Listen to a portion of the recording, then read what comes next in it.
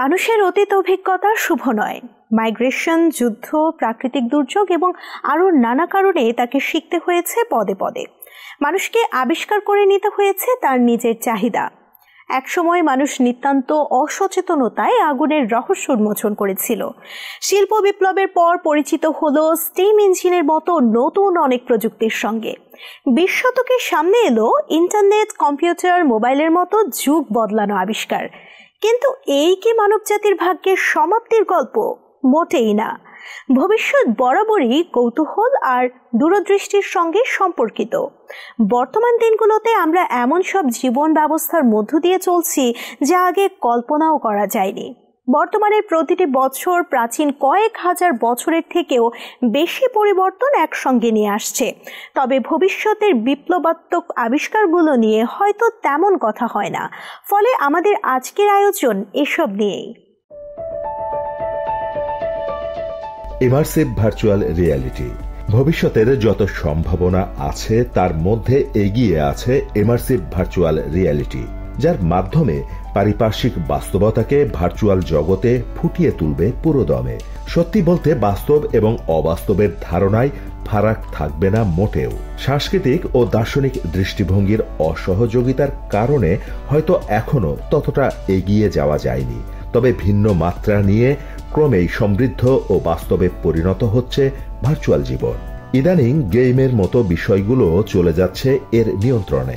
বিনোদন থেকে শুরু করে যোগাযোগ, প্রায় সব ক্ষেত্রেই ব্যবহার হবে ভার্চুয়াল রিয়ালিটির। ক্রায়োনিক্স। বয়স যেন সচেতন শত্রুর মতো বেড়ে যায় প্রতিনিয়ত, আর একসময় গ্রাস করে নেয় মৃত্যু। মানব সভ্যতার গোড়া থেকেই মানুষ অমরত্ব খুঁজেছে। গড়ে উঠেছে অজস্র আখ্যান ও অভিযান। ব্যাবিলনিয়ান মহাকাব্য গিলগামেশ থেকেই তার নজির পাওয়া যায়। সেদিন গিলগামেশ অমর হতে ব্যর্থ হয়েছিল, কিন্তু আজকের বিজ্ঞান কি তা করে দেখাতে পারবে? ইদানিং মৃত্যুকে পরাজিত করার অদ্ভুত এক পদ্ধতির কথা বলছেন কিছু গবেষক, যেখানে মানুষের শরীরকে বরফে জমিয়ে সংরক্ষণ করতে হবে। মূলত এখানে ক্রায়োনিক্স নিজেকে বিজ্ঞান বলে দাবি করে। এমন বিজ্ঞান যেখানে মৃত দেহকে বরফে রেখে অবিকৃত অবস্থায় রাখা হয়, যেন কোনো একদিন তাকে পুনরায় জাগিয়ে তোলা যায় সেই আশায়। অনেক বিজ্ঞানী একে হাতুড়ে মতবাদ বলে অবজ্ঞা করতে চান, কিন্তু তাতে দমে যাবার পাত্র নয় একটা শ্রেণী।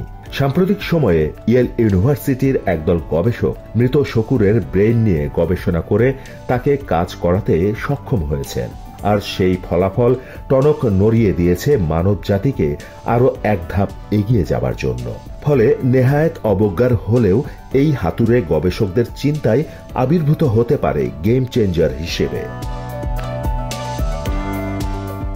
উড়ন্ত গাড়ি। বিজ্ঞানীরা অনেক আগে থেকেই উঠতে সক্ষম এমন গাড়ির কথা শুনিয়ে এলেও তা এখনো রয়েছে লোকদৃষ্টির অগোচরেই। তবে এবার বেশ কিছু ঘোষণার পর ধারণা করা হচ্ছে সেই দিন খুব বেশি দূরে নেই। সম্প্রতি প্রযুক্তি প্রতিষ্ঠান উবার টেকনোলজি দাবি করে শীঘ্রই তাদের এয়ার ট্যাক্সি বহর চালু করার চিন্তা আছে, আর সেই সঙ্গে নিযুক্ত আছে নানান গবেষণা সংস্থা। যদি সত্যিই সফল হওয়া যায়, মানব সভ্যতা এক নতুন যুগে প্রবেশ করবে। সাম্প্রতিক দিনগুলোতে বিভিন্ন মেগাসিটিতে জ্যাম কিংবা নাগরিক ভোগান্তি থেকে কেবল মুক্তি নয়, এই আবিষ্কার গঠন করবে যোগাযোগের নতুন সংজ্ঞা। অটোমোবাইলের আবিষ্কার যেমনটি বদলে দিয়েছিল আমাদের জীবনযাত্রার মান।